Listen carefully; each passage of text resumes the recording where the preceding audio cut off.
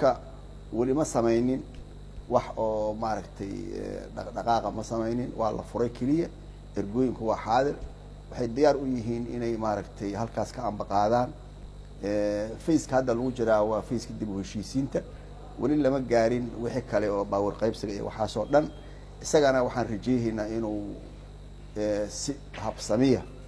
oo noogu socon doono haddii alla idmo marka qolada xamar ka timid iyo qolada gobolada dhexe joogta shaki ayaa ku dhex jira sida gudoomiyuhu u sheegay galmudug inay dhisanto qolo aan raalli ku ahayn maadaama mandatekeedii dhammaaday laakiin waxaan qabnaa dal sharci la'aan lama dhisi karo qodobka 120 ee dastuurka Soomaaliya wuxuu dhigayaa dawladdu inay kor joogto ka ahaato dadka state-kaas ku noolna iyagu ay wax dhistaan haddana waxaa noo muuqata dawladdu inay ku dhex jirto qaabka wax loo dhisayo waxaan kaloo qabnaa dawladda iyo dadka la socdaaba xoogaa faramaroojinay inay ku jirto marka dadka jooga wadanka ku habboonay inay talada galmudug daadiyaan siyaasiyiin ay leeyihiin oday dhaqameed ay leeyihiin duubabay leeyihiin wax ka maqnay aniga waxaan isleeyahay waa kooban yihiin ama maba jiraan waayahay ciise ma xaad wuxuu ka yimid muqdisho isaga laftirkiisu sax maahan miya aad iyo aad saaxiibkay ugu mahad celinayaa laakiin waxaa intaas ka dheeriyaa annagu haddaan nahay reer gobolada dhexe caalamka Soomaaliya waxaa lagu tilmaami jiray dawladda isku af ah isku diin ah isku dhaqan ah laakiin Soomaaliya hadda waxaa lagu tilmaamaa 30 sano Soomaaliya meesha ay ka degi weyday Muqdisho weeye dadka isku yimidna hadda Muqdisho ayay ka yimaadeen waxaa ku jira siyaasadaha ama axzaabta xisbiyaalka Muqdisho isku haysta ayaa ku jira waxaan ognahay dadka haddeer noo yimid inay ku jiraan xisbiyo Muqdisho isku haystay haddana ay galmudug yimaadeen xisbiyadii qolo walibana ay rabto inay ku soo baxdo annaguna haddaan gobolada dhexanahay dad markii madax aan ka dhiganno aan laba baasaboor lahayn oo dalka nala jooga oo haddaan col ku helno iyo haddaan caaqibo ku helno noo shaqeeya ayaanu doonayaa midda kale annaga hadda galmudug ma cusba waa galmudug waa taaramkii labaad waa cadaadan ku dhisnay tiigtan ka horreyso xilligeedu hadda dhammaaday meel wax laga bilaabo waa la waayay markii meeshaas la tegay markii wax noo bilaaban ma jirin aas ma lahayn marka odayaal la soo ururiyo oo beelaha kuwa hadda fadhiya odayaashaas la soo ururiyay waa la keenay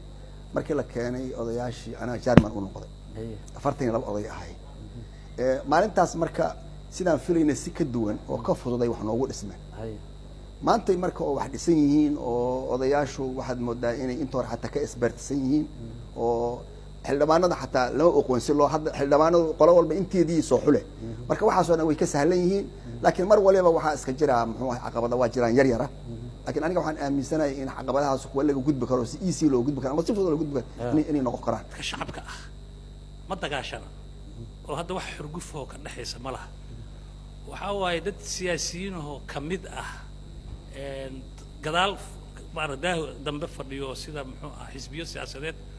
oo raba mustaqbalka inay saameyn ku yeelato xildhibaanada hadda la soo xulayo inay ayagu saameyn ku yeeshaan raba iyo dawladda lafteedu ayaga lafteeda rabta inay ayagu lafteeda saameyn ku yeelato mustaqbalka yaa horta meesha iyo sunna wal jamaaco hadda ayadu lafteeda qayb ka ah saddexdaas qaybood xisbiyo siyaasadeed oo mucaarad hadda ah oo dawladda mucaarad ku ah ya iyo sunna wal jamaaco ayaduna qayb ka rabta wax hadda la dhisaayo inay ayaduna saameyn ku yeelato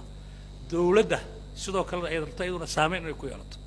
waxaa marka la rabaa odayaashu inay ka gudbaan ayagu waxaas dawladdana ay iska celiyaan sunna wal jamaaco iska celiyaan xisbiyada siyaasadda ee loolanka kala dhexeeya dawladda ee mucaaradka ah na ay iska celiyaan anaga haddii aynu nahay reer galmudug dhibaatooyin fara badan aan soo marnay haddii aan rabno inaan maamul tayeesan oo toosan aan dhisano caqabado fara badan ayaan la kulmaynaa macnaheedu maahan caqabadii haddii aan la kulannay in annaga toosho fara badan aan muujino waa inaan u adkaysanaa meesha kalena odayaashii saxiixayaasha cadaado waa sartu meesha ay ka quruntaba meeshaas wey nimankii hore wax xulay iyo nimankii dambe wax xulay waxay wax ku soo xuleen xaad haysataa ay wax ku soo xuleen marka nimaad xoola ka qaadatana waxbaad ka gadatay maahane waxba ma aadan dhiiban dadka ay noo soo xuleenna waxay ahaayeen dad bisha 15keeda horena waddanka ingiriiska carruurtii ka jiraan oo aada 15 dambana xamar jooga markii sanadkana saas ku dhamaysta waqtigii saas ku dhamaystay ahaayeen xagga markaa wax ku dhisayni meeshaan wixii joogay aniga inaan wax ka sheega ma rab sunna inaan wax ka sheega ma rab marka odagu saaxiibka inuu ku dhiirado inuu cadaada caayo oo wax lagu dhiso oo caayo annagu meeshaas waa ka xooga waa ka sarreyna mana raba inaan wax ka sheego hadday fiiri maya corruption cayo waay fiiqaadi maya corruption cayo waay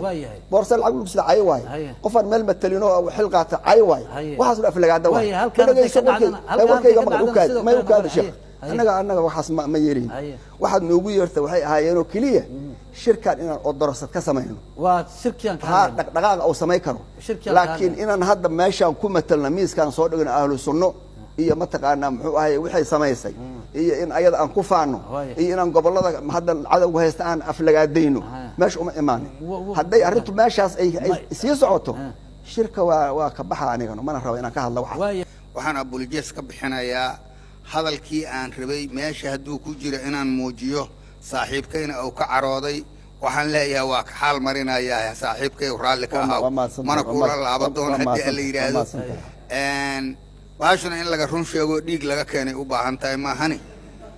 in laysu hagoojiyo ma ay baahan ka ahlu sunna dawlad ma diido